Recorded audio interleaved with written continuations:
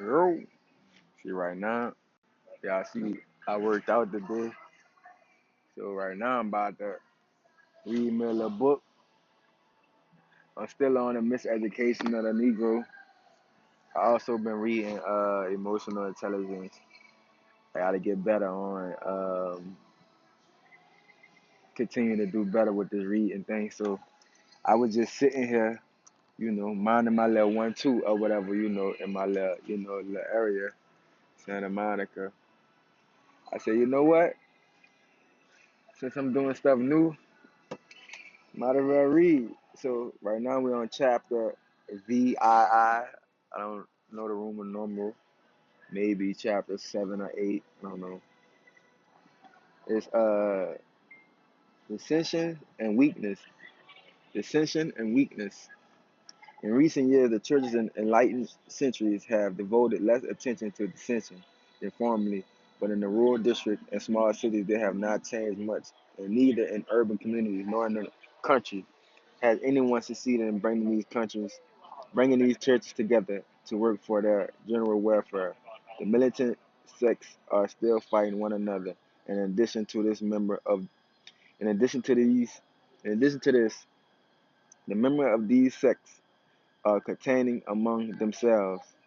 The Spirit of Christ cannot dwell in such an atmosphere. Recent experiences show that these dissensions dissensions are about as rank as ever. For example, a rural community in which an observer spent 3 weeks a year ago has no church at all. Although 8 or 10 families live there, no church can thrive among them because with one or two, with one or two, I gotta make sure I save it. Exceptions, each family represents a different domination, and the sectarian bias is so pronounced that one will not accept the procedure of the other. Each one loves his fellow man if he takes as he does, but if his fellow man does not, he hates and shuns him. Each one loves his fellow man if he thinks as he does, but if his fellow man does not, he hates and shuns him. In another rural community where the same observer recent spent 2 weeks, he founded a small and poorly attended Methodist church worshiping. Y'all seen that? Worshiping there one Sunday morning, he counted only 4 persons who lived in the community. Others might have come, for there was no other churches for them in that place. But this particular church was not of their fate, and their numbers was too small to justify the establishment of one to their liking. The support given the unfortunate pastor there is so meager that he can hardly afford to come to them once a month, and consistently, consequently, that boy said 3 different words. Consequently, these peasants are practically without spiritual leadership. People who are so directed as to develop such an attitude are handicapped for life. Some more recent inquired as to why the religious schools do not teach the people not to tolerate differences for opinion and to cooperate for the common good. This, however, is the thing which these institutions have refused to do. Religious schools have been established, but they are considered necessary to supply workers for dominational outposts and to keep alive the bias, sectarian bias by which the Baptists hope to outstrip the Methodists of the latter, the former. No teacher is one of these schools has advanced a single thought which has become a working principle in Christendom, and not one of these centuries is worthy of the name of the school of theology. If one would bring together all of the teachers in such schools and carefully shift them, he could not find in the whole group a significant number of qualified to conduct one accredited school of religion. The large majority of them are engaged in imparting to the youth worn-out theories of the ignorant oppressor. This lack of qualified teachers in Negro schools of theology, however, is not altogether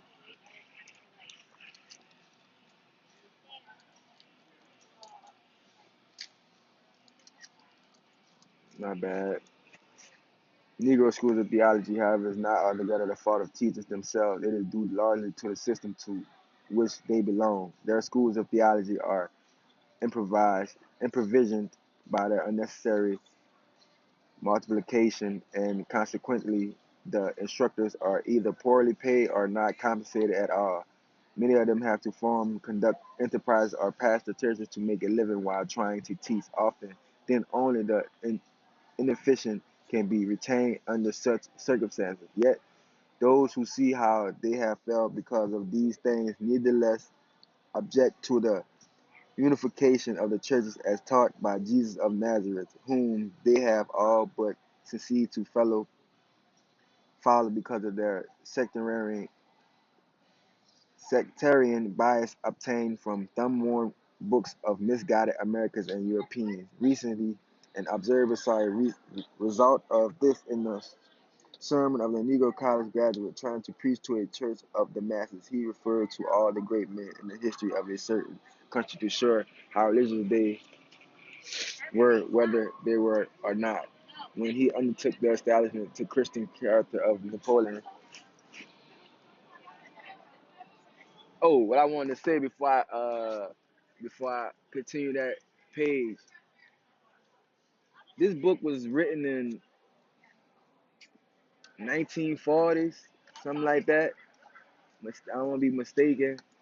And people to this day is still going through those things. Like as far as teachers that's teaching the institute, like I came in the house where my mama and my stepfather, they both was teachers. They didn't start off teachers, so I seen the progression. But by them being teachers, I always thought like a teacher, they should have money. They should, by being in the house of a teacher, knowing that you need a side hustle just to provide, and that's not even being a teacher. We'll think that if people out here taking their time to teach others to get better, to learn knowledge, they'll be the ones that will have the money, or we'll get the money too. But yet still, they still have to find side hustles. My mom had to teach. Not only that she had to go to school with these kids. She had to teach fifth and sixth block and things of that nature. But I was already at practice, so it was like she was already gonna be there, wait for me to be to practice. But it was like still like, why should my mom have to go to fifth and sixth block and just to get by? And we was considered people with knowledge, money, like not the richest. I knew we wasn't the richest, and my friends knew we didn't have it. But if you ain't know no better, you'll think we the ones. But yeah, still we was still trying to get by each and every day. But we still here. I'm here today. I'm getting better. I just can't keep following the same directions. I gotta just get better within myself, and that's what I'm here while I'm reading. And we're gonna keep going on page 92. Whether whether there were or not, when he undertook the established the Christian character of Napoleon, however, several felt like leaving the place in disgust. The climax of service was a prayer by another miseducated Negro who devoted most of the time to thanking God for Yurooo and Demosthenes. Here, then, was a case of the religion of the pagan handed down by the enslaver, and the segregationist to the Negro, returning from the table where he had placed his offering in a church on a Sunday morning. Not long thereafter, this observer saw another striking example of this failure to hit the mark. He stopped to inquire of his friend, Jim Miner, as to why he had not responded to the appeal for a collection. What? Said Jim. I ain't giving that man nothing. That man ain't feeding me this morning, and I ain't feeding him. This was Jim's reaction to a scholarly sermon entitled The Humiliation of the Incarnation. During this discourse, too, the minister had much to say about John Knox, Orthodox, and another of the communicants bowling at the shrine inquired of the observer later as to who this John Knox Orthodox was and where he lived. The observer could not answer all the inquiries thus invoked, but he tried to explain the best he could that the speaker had studied history and theology. This was the effect this sermon had on an earnest congregation, excuse me, The minister had attended a school of theology, but had merely memorized words and phrases, which meant little to him and nothing to those who heard his discourse. The school in which he had been trained followed the traditional course for ministers, devoting most of the time to dead languages and dead issues.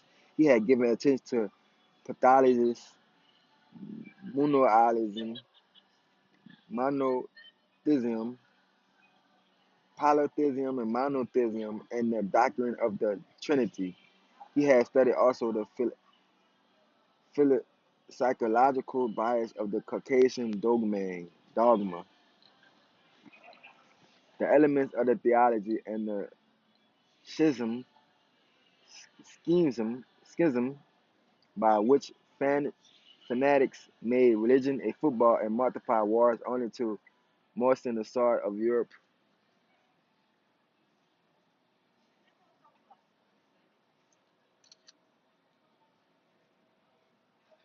Page 94, with the blood of unoffering men. This ministry had given no attention to the religious background of the Negroes to whom he was trying to preach. He knew nothing of their spiritual endowment and their religious experience as influenced by the tradition and environment in which the religion of the Negro had developed and expressed itself. He did not seem to know anything about their present situation. These honest people therefore knew nothing additional. When he was finished his discourse, as one communicant pointed out, their wants had not been supplied, and they wondered where they might go to hear a word which had some bearing upon the life which they had to live. Not long ago, when the author was in Virginia, he inquired about a man who was once a popular preacher in that state. He is here, they said, but he is not preaching now. He went off to school, and when he came back to people could not understand what he was talking about. Then he began to,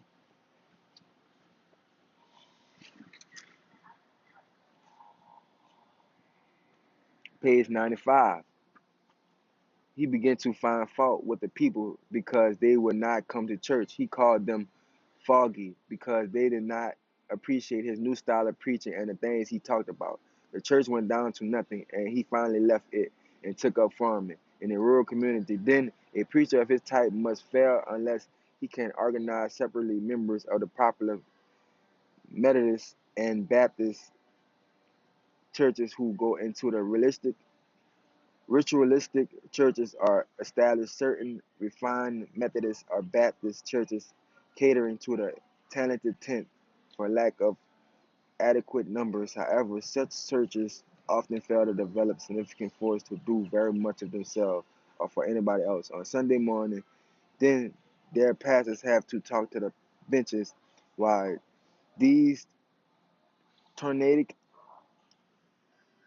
tornadic, tornadic churches go higher in their own atmosphere of self satisfaction. The mental undeveloped are left to sink lower because of the lack of contact with the better trained. If the latter exercise a little more judgment, they will be able to influence these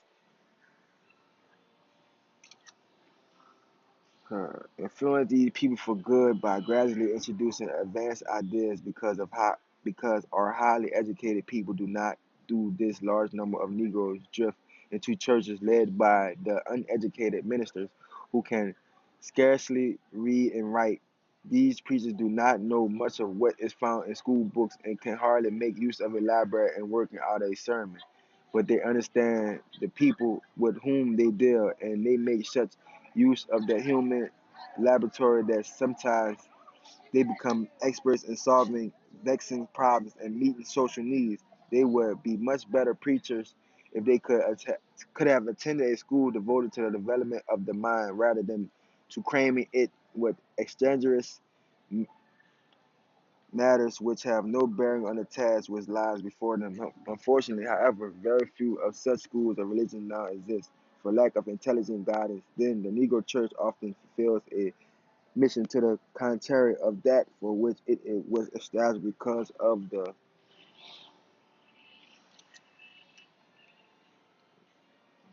I'm on page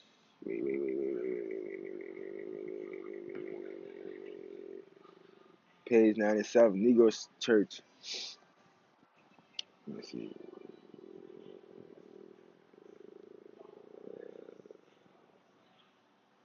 Negro church in such a free field and it controlled largely by the Negroes themselves, it seemed that practically all the incomponents, incompetents, and undesirable who have been barred from other walks of life by race, prejudice, and economic difficulties have rushed into the ministry for the exploitation of the people.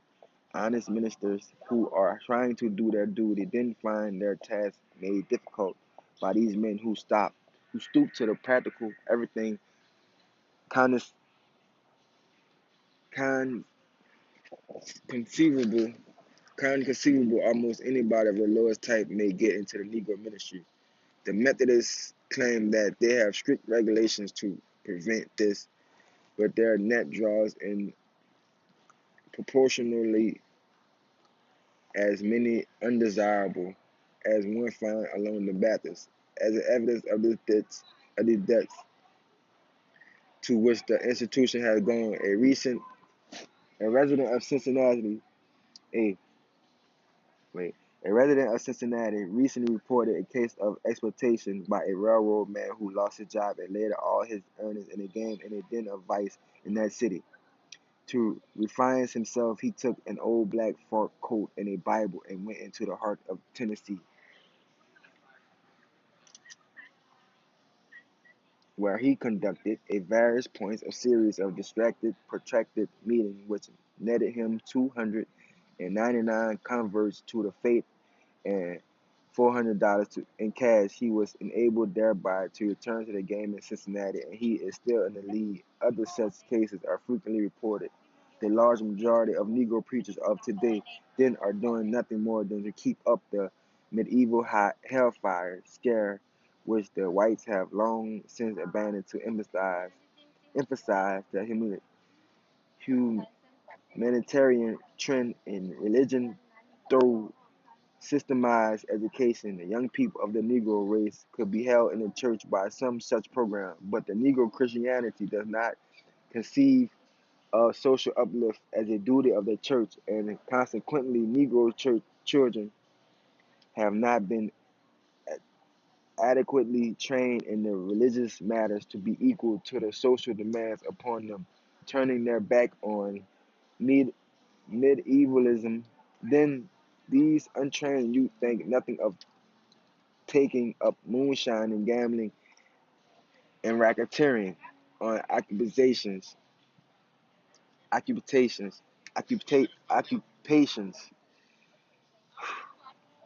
racketeering as occupations, and there find great joy in smoking, drinking, and fornication as diversions. They cannot accept the old ideas and they do not understand the new.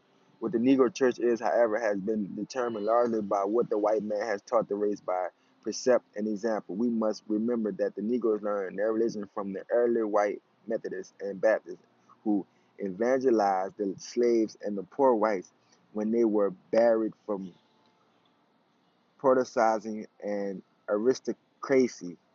Aristocracy. The American white people themselves taught Negro to specialize undoubtedly in the praise the Lord, hallelujah worship. In the West Indies, among the an- angelics, and among the Latin people, Negroes do not show such emotionalism. They are cold and conservative. Some of the American whites, moreover, are just as far behind in this respect as are the Negroes who have had less opportunity to learn better. While in Miami, Florida, not long ago, the author found in these two interracial holiness churches that the following was a third or fourth white. The whites joined wholeheartedly with the Negroes in their holy rolling, and some of them seem to be rollers, not holy. A few months ago in Huntington, West Virginia, where the author was being entertained by friends, the party was disturbed throughout the evening by the most insane outbursts of white worship in the Church of God across the street. There, they daily indulge in such whooping and screaming in unknown tongues. The Negroes have had to report them to the police as a nuisance. The author has made a careful study of the Negro church, but he has never known Negroes to do anything to surpass the performance of those heathens. They over there slicing throats and Drinking baby, let me hold my tongue. The American Negroes' ideas of mortality, too, were borrowed from their owners. The Negroes could not be expected to raise a higher standard than their aristocratic governing class that themed with sin and vice.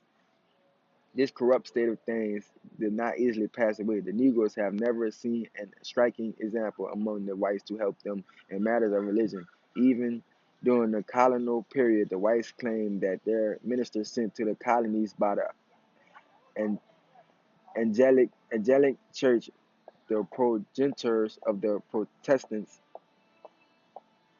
Episcopal Episcopal Church in America, were a degenerated class that exploited the people for money to waste it in racing horses and drinking liquor.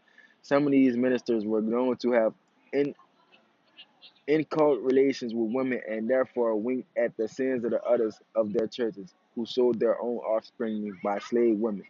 Although the author was born 10 years after the Civil War, the moral and religion of the regime continued even into the time. Many of the rich or well-to-do white men belonged to the churches in Buckingham County, Virginia, indulged in polygamy. They raised one family by white women and another by color or poor white women. But the owner of the largest state, the slave carry, and the proprietor of the largest factory in the country lived in the fashion. One was an outstanding Episcopalian.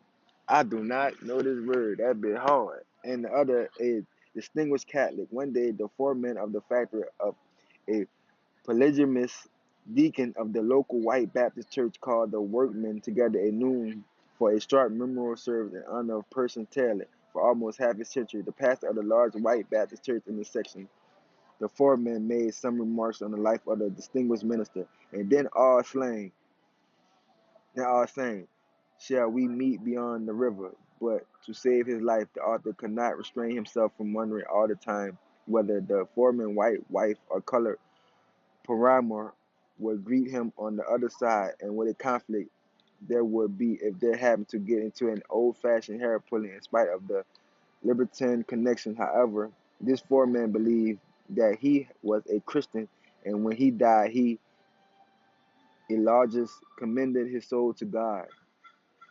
Some years later, when the author was serving his 6 years apprenticeship in the West Virginia coal mine, he found a Nullarbor, a very faithful vasherman of the white Episcopal Church. At this point, he was one of the most devoted from the point of view of his co-workers. Yet, privately, this man boasted of having participated in the most brutal lynching of the four Negroes who thus met their doom at the hands of an angry mob in Clifton Forge, Virginia in 1892.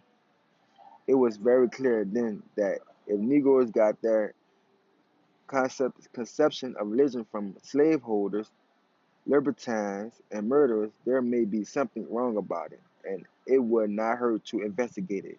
It has been said that the Negroes do not connect moral with religion.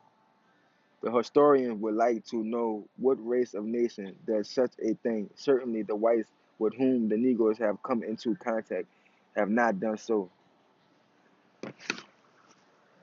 That was chapter VII, two L's.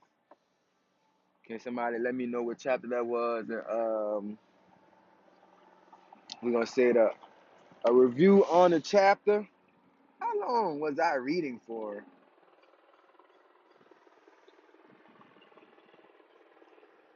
The review on the chapter. So not only is the teacher still living the same way, the church is still the same. This was happening in the 1800s.